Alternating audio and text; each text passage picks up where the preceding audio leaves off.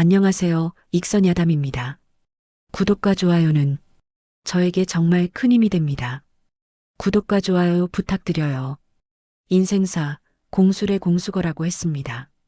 빈손으로 왔다가 빈손으로 가는 것이 우리네 인생이라지만 사는 동안 맺어지는 질긴 인연의 끈은 죽어서도 끊어지지 않는 법이지요.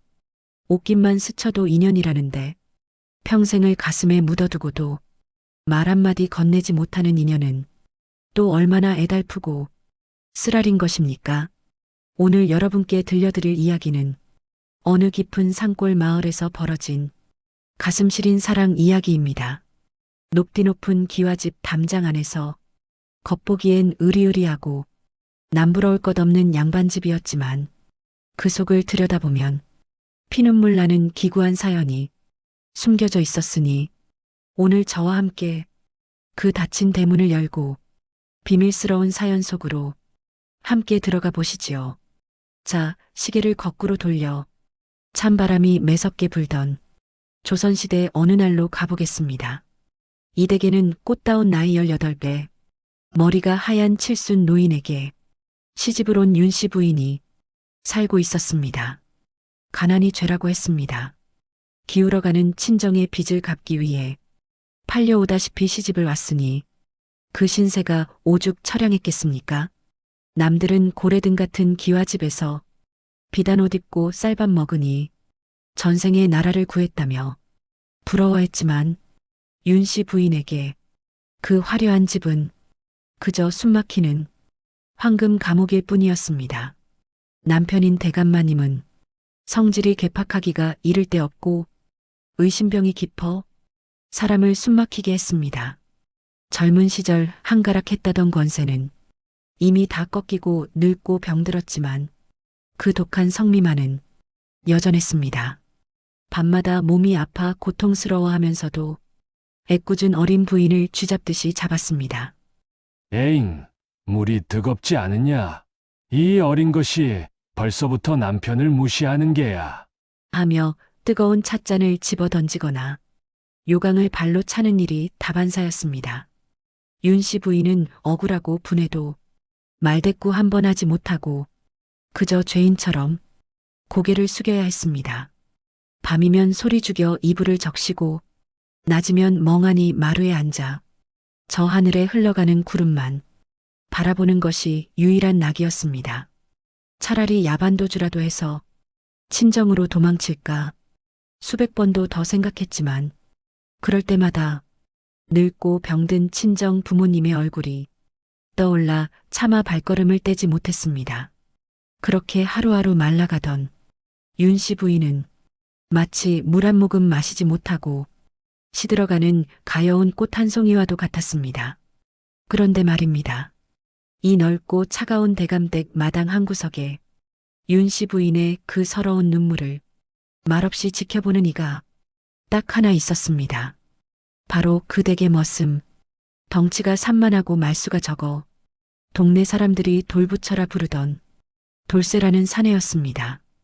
돌쇠는 어릴 적부터 이 집 행랑채에서 나고 자란 종놈이었습니다. 생김새는 험상궂은 산적 같아도 속정만은 비단결처럼 고운 사내였지요.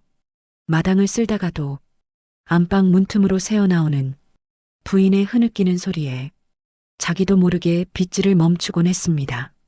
비록 천한 신분이라 감히 안방마님을 똑바로 쳐다볼 수는 없었지만 돌쇠의 온 신경은 항상 안방 쪽을 향해 열려 있었습니다. 어린 마님이 또 오시는구나. 저놈의 영감탱이가 오늘도 또 행패를 부리는 모양이네. 돌쇠는 빗자루를 쥔 손에 피가 통하지 않을 정도로 힘을 주며 속으로 끓어오르는 분노를 꾹꾹 삼키고 또 삼켰습니다. 지켜보는 것 말고는 아무것도 해줄 수 없는 자신의 처지가 너무나 원망스러웠던 것이지요. 어느 날이었습니다. 대감마님의 불호령에 뺨을 맞고 쫓겨난 부인이 우물가찬 바닥에 주저앉아 하염없이 울고 있을 때였습니다. 살을 애는 듯한 칼바람이 부는 겨울날이었고 혹겹 저고리 하나 입고 떨고 있는 부인의 얇은 어깨가 어찌나 애처롭고 위태로워 보이던지요. 그때였습니다. 등 뒤에서 툭 하고 무언가 떨어지는 둔탁한 소리가 들려왔습니다. 부인은 깜짝 놀라 뒤를 돌아보았습니다. 바닥에는 아주 잘 익은 터질 듯 붉디붉은 홍시 하나가 덩그러니 놓여 있었습니다. 고개를 들어보니 돌쇠가 아무 일도 없었다는 듯 지게를 지고 저만치 걸어가고 있었습니다. 양반과 머슴, 주인과 종이라는 넘을 수 없는 신분의 벽 때문에 따뜻한 말 한마디 건넬 수 없던 처지, 그 투박한 손으로 산꼭대기까지 올라가 따왔을 그 귀한 홍시 하나에 자신의 마음을 꾹꾹 눌러 담았던 것입니다. 윤씨 부인은 얼어붙은 손으로 홍시를 집어들었습니다.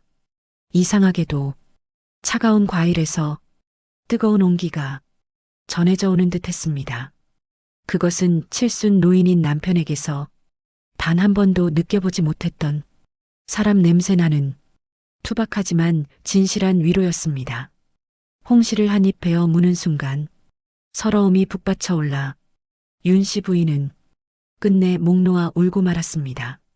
하지만 그 눈물, 슬픔의 눈물이 아니었습니다.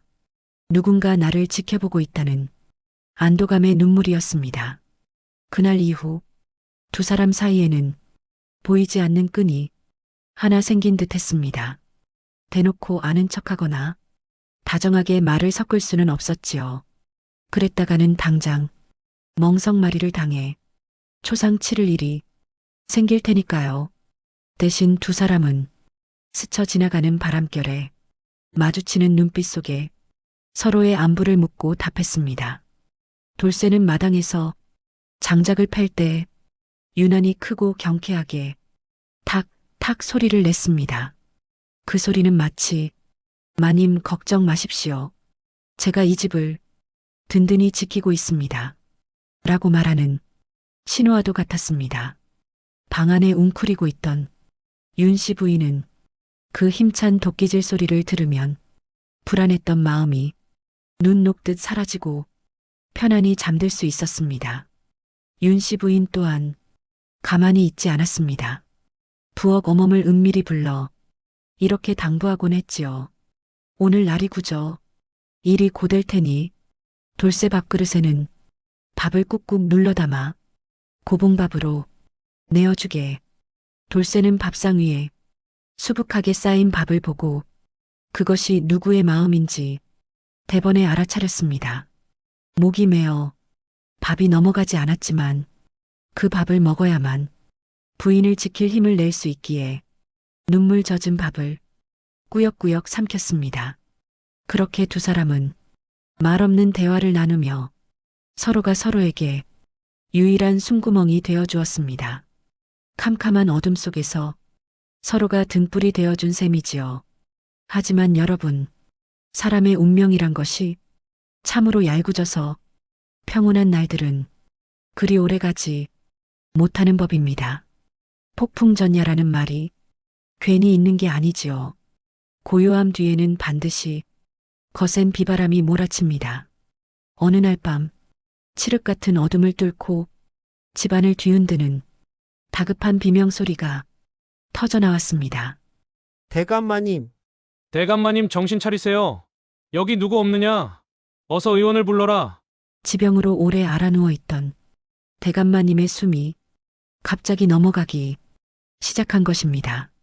온 집안이 등불을 밝히고 난리법석을 떨었지만 이미 저승사자는 문지방을 넘은 뒤였습니다. 대감마님은 마지막 순간까지 곳간 열쇠를 손에 꽉 쥔 채 눈도 제대로 감지 못하고 허망하게 세상을 떠났습니다. 평생을 악착같이 모은 재물도 사람을 호령하던 권세도 죽음 앞에서는 모두 부질없는 것이었지요. 곡소리는 담장을 넘어 온 마을에 퍼졌지만 그 눈물 속에 진심으로 슬퍼하는 이는 아무도 없었습니다. 장례 준비로 집안이 어수선한 가운데 윤씨 부인은 하얀 상복을 입고 마루 끝에 멍하니 앉아 있었습니다. 이제 겨우 20살 꽃다운 나이에 청산과부가 되어버린 자신의 팔자가 너무나 원망스러웠습니다. 자식 하나 없이 이 넓은 집에 홀로 남겨져 앞날이 캄캄하기만 했습니다. 그때 부인의 눈에 행랑채 마당에서 묵묵히 관을 짜고 있는 돌쇠의 뒷모습이 들어왔습니다. 다른 머슴들은 술판을 벌이며 노닥거렸지만 돌쇠만은 흐르는 땀도 닦지 않고 오직 관 짜는 일에만 열중하고 있었습니다. 망치질 하나하나에 굳은 결심이 박히는 듯 했습니다. 마치 그 뒷모습이 이렇게 말하는 것 같았습니다. 마님, 두려워하지 마십시오.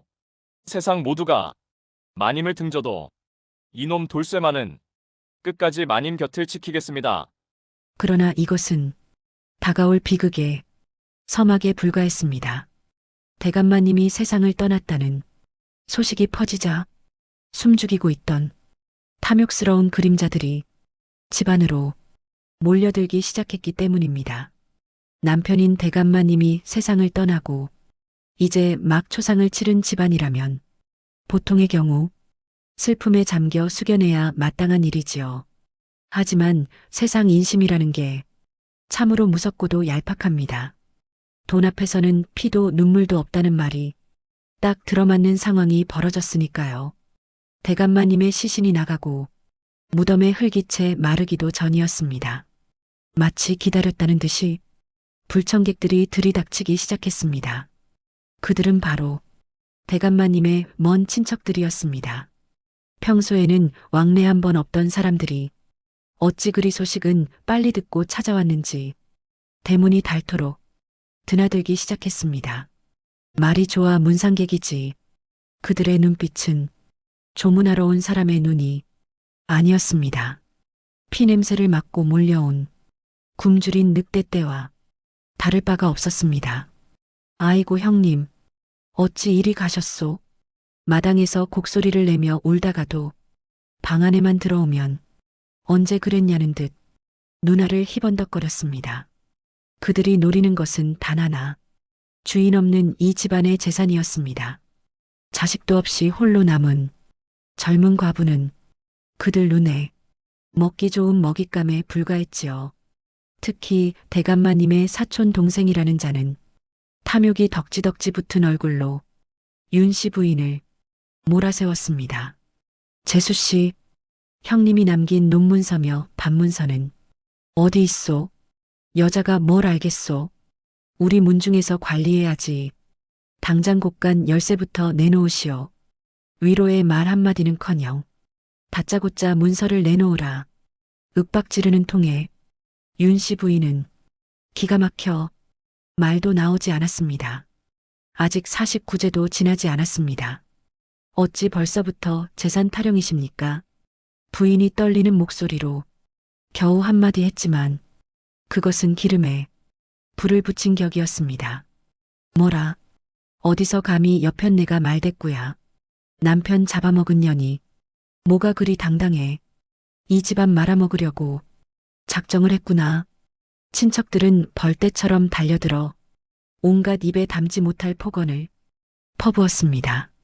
서방 잡아먹은 여자라느니 재수 온 붙은 년이라느니 윤씨 부인의 가슴에 대못을 박았습니다. 급기야 그들은 안방 장롱을 뒤지고 벽장을 뜯어내며 난동을 부리기 시작했습니다. 마치 도적대가 든 것 같았습니다. 윤씨 부인은 방구석에 웅크려 앉아 두 귀를 막고 벌벌 떨 수밖에 없었습니다. 세상 천지에 내 편은 하나도 없고 나를 지켜줄 사람은 아무도 없다는 생각에 눈앞이 캄캄해졌습니다. 아, 차라리 혀를 깨물고 죽는 게 낫겠다. 이 치욕을 당하고 사느니 죽어서 이 고통을 끝내고 싶구나. 부인이 은장도를 꺼내려던 바로 그 찰나였습니다. 갑자기 쾅 하는 굉음과 함께 안방 문이 부서질 듯 열렸습니다. 방 안에 있던 친척들이 화들짝 놀라 일제히 문 쪽을 쳐다보았습니다. 그곳에는 집채만 한 그림자가 떡하니 버티고 서 있었습니다. 누구겠습니까? 네, 바로 머슴 돌쇠였습니다. 돌쇠의 손에는 굵은 장작을 패던 시퍼런 도끼가 들려 있었습니다. 그의 눈에서는 금방이라도 불이 뿜어져 나올 듯 살기가 이글거렸습니다. 평소에는 순한 양 같던 돌쇠가 성난 황소처럼 씩씩거리는 모습을 보자 기세등등하던 친척들도 주춤하며 뒤로 물러섰습니다. 내 놈은 뭐냐? 어디 머슴놈이 감히. 사촌 동생이 짐짓 호통을 쳤지만 목소리는 이미 염소처럼 떨리고 있었습니다. 돌쇠는 묵직한 발걸음으로 방 한가운데로 성큼성큼 걸어 들어왔습니다. 마루가 쿵쿵 울릴 때마다 친척들의 심장도 쿵쿵 내려앉았습니다. 돌쇠가 도끼를 바닥에 꽝 하고 찍으며 천둥 같은 목소리로 소리쳤습니다. 누구든 안방마님, 털끝 하나라도 건드리면 오늘 이 도끼가 춤을 출 것이오. 내 비록 천한 종놈이나 주인을 지키지 못하면 살아서 무엇하겠소. 그 목소리가 어찌나 우렁차고 서슬이 펄언지 기와장마저 들썩이는 것 같았습니다. 그것은 단순히 주인을 지키려는 충심이 아니었습니다. 사랑하는 여인을 지키려는 사내의 목숨 건 절규였습니다. 난동을 부리던 친척들은 혼비백산하여 얼굴이 하얗게 질렸습니다. 돈 욕심에 눈이 멀었지만 목숨 아까운 줄은 알았던 모양입니다. 저 미친놈 보게 눈이 뒤집혔어. 아이고 사람 살려. 머슴이 사람 잡네. 그들은 꽁지 빠진 닭처럼 신발도 제대로 신지 못한 채 허둥지둥 대문 밖으로 도망쳤습니다. 조금 전까지만 해도 윤 씨 부인을 잡아먹을 듯 굴던 자들이 돌쇠의 기세에 눌려 주랭랑을 치는 꼴이라니 참으로 우습고도 통쾌한 장면이 아닐 수 없었습니다. 소란이 잦아들고 방 안에는 다시 정적이 흘렀습니다. 거친 숨을 몰아쉬던 돌쇠는 그제야 도끼를 내려놓고 부인을 바라보았습니다. 부인은 놀란 가슴을 쓸어내리며 고개를 들어 돌쇠를 보았습니다. 그 순간 두 사람의 눈이 마주쳤습니다. 돌쇠의 눈빛에는 방금 전의 살기는 온데간데 없고 한없이 깊고 애절한 슬픔만이 담겨 있었습니다. 부인의 눈에서도 뜨거운 눈물이 주르륵 흘러내렸습니다. 마님, 괜찮으십니까? 놀라게 해드려 송구합니다. 돌쇠는 투박한 손으로 자신의 옷자락을 꽉 쥐며 고개를 숙였습니다. 감히 마님을 똑바로 쳐다볼 수 없어. 떨리는 목소리로 안부를 묻는 그 마음, 윤 씨 부인은 알 수 있었습니다. 저 사내가 지금 목숨을 걸고 나를 지켜주었구나. 세상 모두가 나를 버려도 저 사람만은 나를 버리지 않겠구나. 그날 밤 윤 씨 부인은 잠을 이룰 수가 없었습니다.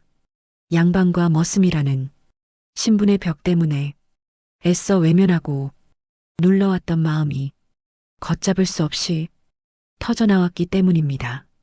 고맙다 돌쇠야. 정말 고맙다. 부인은 이불을 뒤집어 쓰고 소리 없는 눈물을 삼켰습니다. 가슴 한구석에서 뜨거운 불덩이가 치밀어 오르는 것만 같았습니다. 하지만 여러분, 세상에 비밀이라는 게 어디 있겠습니까? 낱말은 새가 듣고 반말은 쥐가 듣는다지요. 그날의 사건은 삽시간에 온 마을에 소문으로 퍼져나갔습니다. 그런데 그 소문이 참으로 고약하게 와전되었습니다. 과부댁 머슴이 도끼를 들고 설치며 친척들을 쫓아냈다더라. 밤마다 그 머슴이 안방을 들락거린다더라. 둘이 눈이 맞아서 주인을 독살했다는 소문도 있어. 세상에 남녀가 유별한데 그게 무슨 망측한 짓이래. 사람들의 입방아는 눈덩이처럼 불어나 사실이 되어버렸습니다. 충심으로 주인을 지킨 돌쇠의 행동은 폐륜과 불륜으로 매도당했고 윤 씨 부인은 서방 잡아먹은 것도 모자라 종놈과 노란한 음탕한 여자가 되었습니다. 마을 안악들은 우물가에 모여 쑥덕거렸고 양반들은 혀를 차며 손가락질을 해댔습니다. 이 소문은 결국 집안의 가장 큰 어르신인 문중 어른들의 귀에까지 들어갔습니다. 가문의 명예를 목숨보다 중요하게 여기는 깐깐하고 무서운 노인들이었지요. 뭐라, 감히 종놈과 놀아나 가문의 얼굴에 먹칠을 해. 이런 천하의 몹쓸 것들을 보았나. 문중회의가 소집되었고 결론은 무시무시했습니다. 가문의 명예를 더럽힌 두 사람을 가만두어서는 안 된다는 것이었지요. 오늘 밤 당장 멍석을 말하라. 그년과 종놈을 끌어내어 동네 사람들이 보는 앞에서 본보기를 보여야 한다. 멍석말이라니요.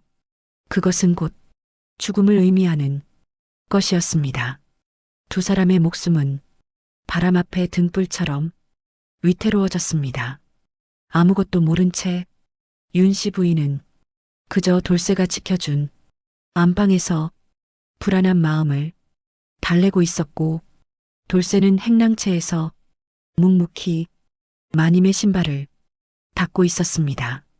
저 멀리 마을 어귀에서부터 횃불을 든 장정들이 하나둘 모여들기 시작하는데 가문을 더럽혔다는 누명을 쓰고 멍석마리를 당할 위기에 처한 윤 씨 부인과 머슴 돌쇠, 운명의 시계바늘은 야속하게도 점점 그날 밤을 향해 달려가고 있었습니다. 그날 밤은 유난히도 달조차 구름 뒤로 숨어버려 한치 앞도 보이지 않는 칠흑 같은 밤이었습니다. 마을의 개들도 짖지 않고 풀벌레 소리조차 들리지 않는 무거운 침묵만이 집안을 감돌고 있었지요. 마치 폭풍우가 몰아치기 직전에 고요함처럼 말입니다. 윤 씨 부인은 불도 켜지 못한 채 방 한가운데 덩그러니 앉아 있었습니다. 심장이 어찌나 크게 뛰는지 그 소리가 방 안을 가득 채우는 것만 같았습니다. 이대로 죽는 것인가? 아무 죄도 없이 내 마음 한번 펼쳐보지 못하고 이대로 억울하게 죽어야만 하는가? 그때였습니다. 부엌 쪽 쪽문이 끼익하고 열리더니 누군가 헐레벌떡 앞마당으로 뛰어들어왔습니다. 바로 평소 돌쇠를 짝사랑하던 부엌대기 언년이었습니다. 언년이는 신발도 제대로 신지 못한 채 사색이 되어 달려왔습니다. 마님, 돌쇠 오라버니 큰일 났어요. 지금 마을 어귀에 사람들이 모여들고 있어요. 언년이는 숨이 턱 끝까지 차올라 말도 제대로 잇지 못했습니다. 문중 어르신들이 멍석이랑 몽둥이를 챙겨서 이쪽으로 오고 있다고요. 당장 피하지 않으면 둘 다 맞아 죽어요. 그 말을 듣는 순간 윤 씨 부인의 머릿속이 하얗게 변했습니다. 올 것이 왔구나. 설마 했던 일이 현실이 되어 닥쳐온 것입니다. 부인은 떨리는 손으로 방문을 열어젖혔습니다. 마루 끝에는 언제나처럼 돌쇠가 짐 보따리 하나 없이 우두커니 서 있었습니다. 그는 도망칠 생각도 하지 않고 그저 굳게 닫힌 대문만을 노려보고 있었습니다. 마치 자신이 방패가 되어 몰려오는 사람들을 막아내겠다는 듯이 말이지요. 돌쇠야. 부인이 떨리는 목소리로 불렀습니다. 돌쇠가 천천히 고개를 돌려 부인을 바라보았습니다. 어둠 속에서도 그의 눈빛은 슬프도록 맑게 빛나고 있었습니다. 마님, 어서 뒷문으로 피하십시오. 제가 대문 앞을 지키고 있을 테니 그 틈을 타서 멀리 도망가셔야 합니다. 돌쇠는 자신의 목숨을 바쳐 부인의 도망칠 시간을 벌어주려 했던 것입니다. 자신은 멍석마리를 당해 죽더라도 사랑하는 여인만은 살리고 싶었던 그 바보 같은 마음. 윤 씨 부인은 억장이 무너지는 것 같았습니다. 이 미련한 사람아, 너는 어쩌고 나만 가란 말이냐. 날이 밝으면 너는 꼼짝없이 죽은 목숨이다. 돌쇠가 희미하게 웃으며 대답했습니다. 마님을 두고 제가 어딜 가겠습니까? 저는 이 집의 종입니다. 여기서 죽어 귀신이 되어서라도 마님을 지킬 것입니다. 아, 이 얼마나 미련하고도 깊은 사랑입니까? 죽음 앞에서도 자신의 안위보다 상대를 먼저 생각하는 그 마음에 윤씨 부인은 가슴을 치며 오열했습니다. 그 순간 윤씨 부인의 눈빛이 달라졌습니다. 양반과 규수로서의 체면, 가문의 명예 여인으로서의 수동적인 살, 그 모든 껍데기를 벗어던지기로 결심한 것입니다. 부인은 버선발로 마루를 뛰어내려와 돌쇠의 거칠고 투박한 손을 덥석 잡았습니다. 평생 처음 맞잡은 두 사람의 손, 그 손은 불덩이처럼 뜨거웠습니다. 아니, 나는 혼자 가지 않는다. 내가 죽는 곳이라면 나도 죽을 것이고 내가 사는 곳이라면 나도 살 것이다. 돌쇠는 깜짝 놀라 뒷걸음질 쳤습니다. 마님, 이러시면 아니 됩니다. 저 같은 천한 놈 때문에 마님이 천하다 하지 마라.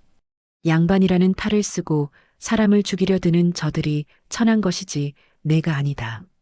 너는 나에게 생명이고 하늘이다.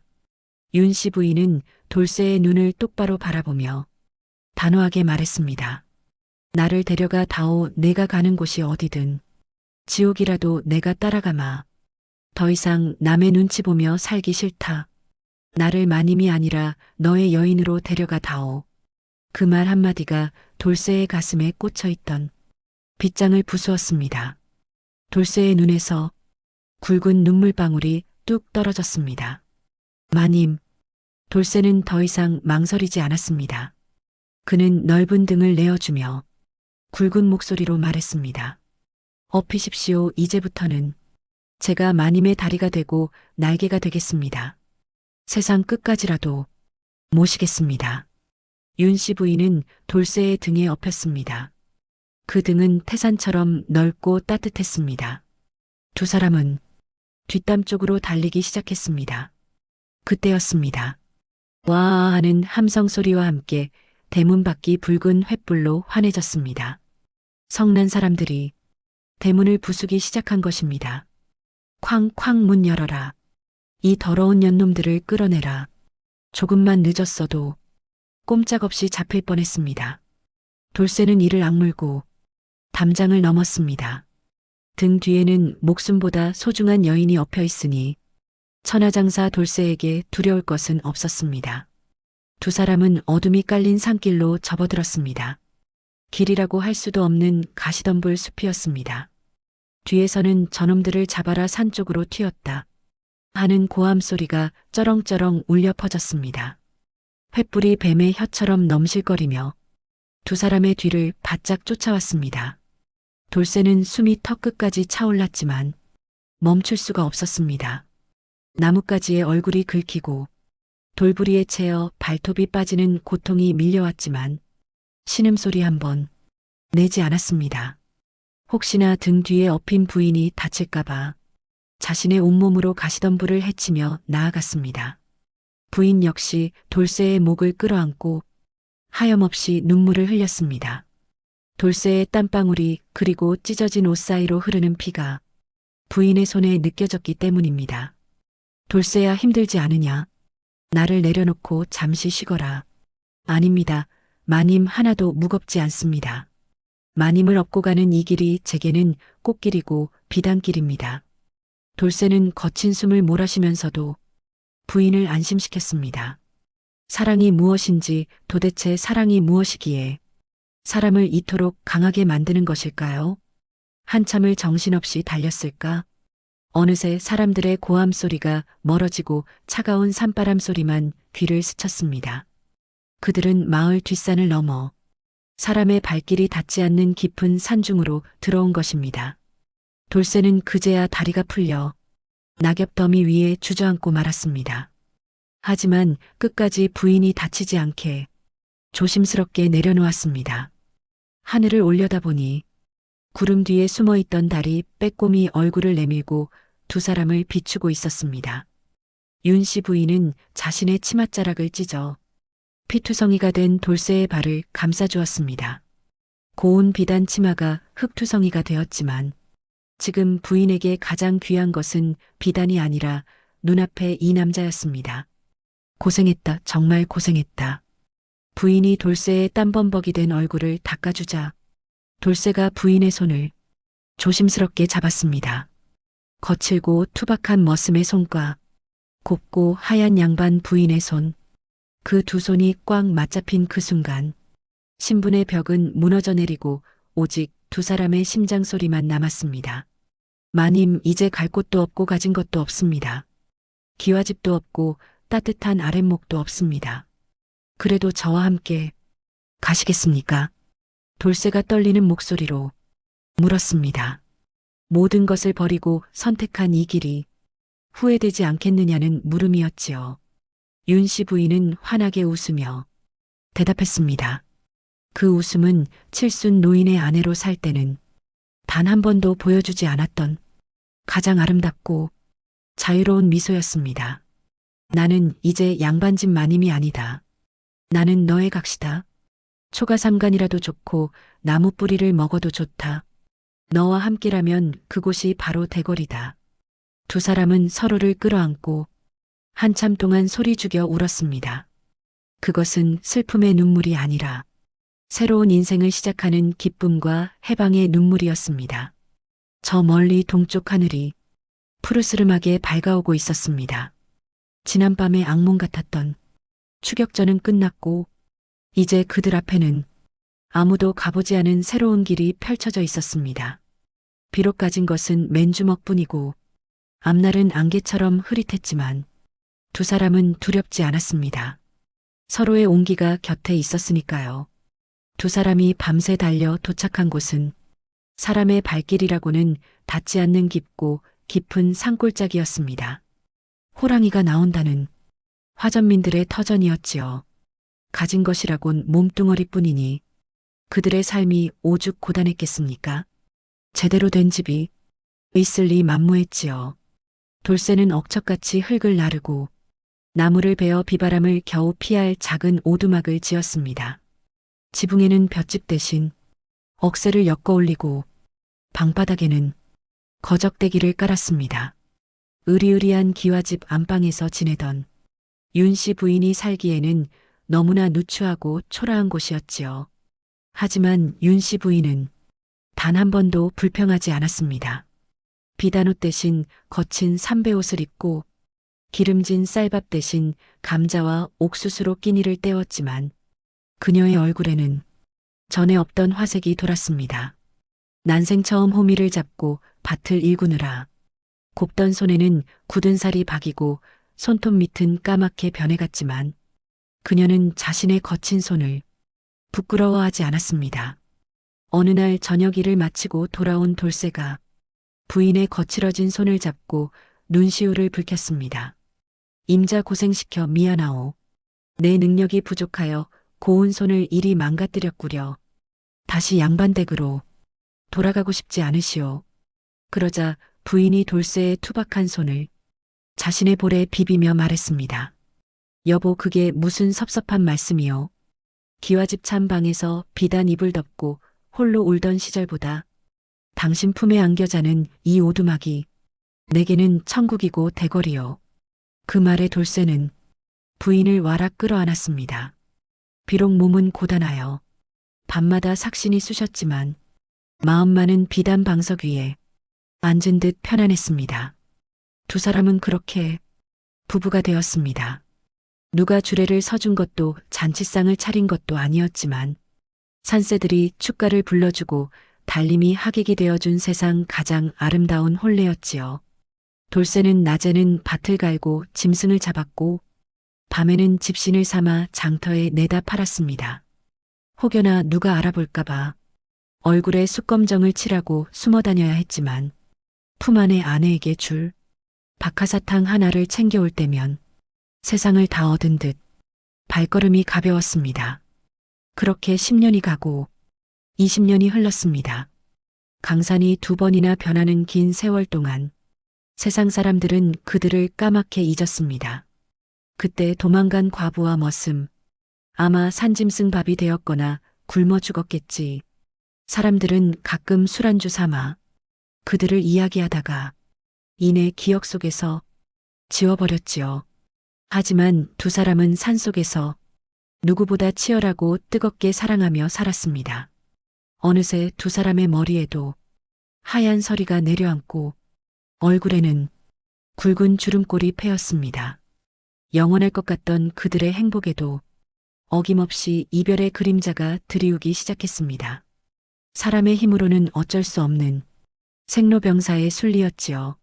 어느 유난히 눈이 많이 내리던 겨울, 평생 강철 같던 돌쇠가 덜컥 자리에 눕고 말았습니다. 젊은 시절 머슴으로 살며 골병이 든 데다 산속의 거친 삶을 버티느라 몸이 다 사가버린 것입니다. 여보, 정신 차리세요. 이대로 가면 안 됩니다. 나를 두고 어딜 가려고 그러세요? 윤 씨 부인은 지극정성으로 약초를 다리고 밤새워 돌쇠의 곁을 지켰지만 야속하게도 돌쇠의 숨소리는 점점 거칠어졌습니다. 꺼져가는 촛불처럼 위태로웠습니다. 임종이 가까워진 어느 밤, 돌쇠가 힘겨운 손을 들어 부인의 손을 찾았습니다. 임자, 내 곁에 있소. 가래 끓는 목소리로 돌쇠가 물었습니다. 네 여보, 제가 여기 있어요. 당신 곁에 있어요. 걱정 말아요. 부인은 쏟아지는 눈물을 참으며 남편의 손을 꼭 잡았습니다. 돌쇠가 희미한 미소를 지으며 말했습니다. 내 평생 천한 종놈으로 태어나 짐승처럼 살다 갈 팔자였는데 당신을 만나 왕처럼, 아니 신선처럼 살았습니다. 고맙소, 정말. 고맙소. 그런 말 마세요.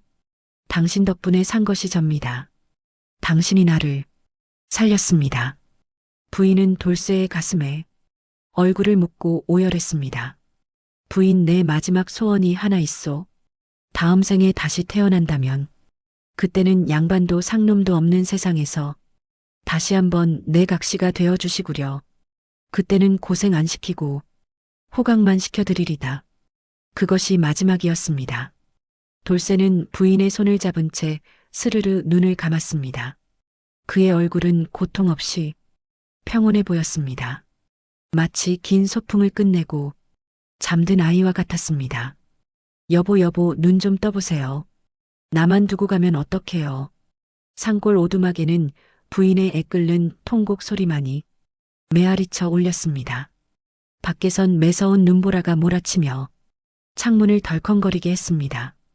마치 하늘도 두 사람의 이별을 슬퍼하는 듯 했습니다.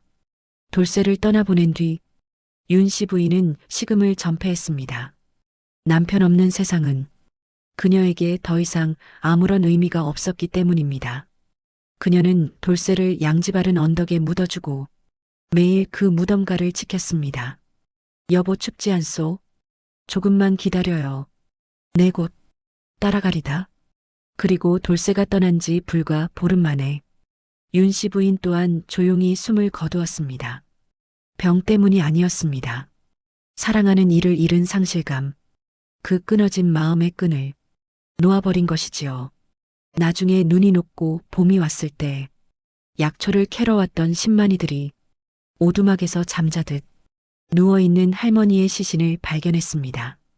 그리고 오두막 뒤편 언덕, 먼저 간 할아버지의 무덤 옆에 할머니를 나란히 묻어주었습니다. 그 무덤가에는 이름 모를 들꽃들이 흐드러지게 피어났다고 합니다. 마치 두 사람의 영혼이 꽃이 되어 다시 만난 것처럼 말이지요. 여러분, 이야기는 여기서 끝이 납니다. 신분이 무엇이고 재물이 다 무엇입니까? 죽음 앞에서는 양반도 상놈도 없고 가진 자도 없는 자도 똑같이 한 줌의 흙으로 돌아가는 것을요. 우리가 가져갈 수 있는 것은 돈도 명예도 아닙니다. 오직 내가 누군가를 진심으로 사랑했고 누군가에게 진심으로 사랑받았다는 그 따뜻한 기억 하나뿐이겠지요. 윤 씨 부인과 돌쇠는 비록 가난하게 살다 갔지만 그 누구보다 부유한 마음을 가졌던 사람들이 아닐까요? 지금 여러분의 곁을 한번 둘러보십시오. 평생 내 옆을 지켜준 아내, 남편, 그리고 소중한 가족들, 그들의 손을 오늘 한번 따뜻하게 잡아주십시오. 그리고 말해주십시오. 고맙소 사랑하오라고 말입니다. 그 말 한마디가 우리 삶을 가장 빛나게 만드는 보석입니다. 오늘 준비한 청산과부와 돌쇠의 사랑 이야기, 여러분의 가슴에 잔잔한 파도처럼 오래도록 남기를 바랍니다. 지금까지 늙은 이야기꾼의 야담을 경청해 주셔서 진심으로 감사합니다. 이 이야기가 마음에 드셨다면 구독과 좋아요 꼭 눌러주시는 것 잊지 마십시오. 여러분의 응원은 제가 더 좋은 이야기를 찾아 다시 돌아올 수 있는 큰 힘이 됩니다. 다음 시간에는 또 다른 기묘하고도 흥미진진한 옛날 이야기를 보찜 가득 짊어지고 여러분을 찾아뵙겠습니다. 환절기 건강 유의하시고 백내 평안과 행복이 가득하시길 두 손 모아 기원합니다. 안녕히 계십시오.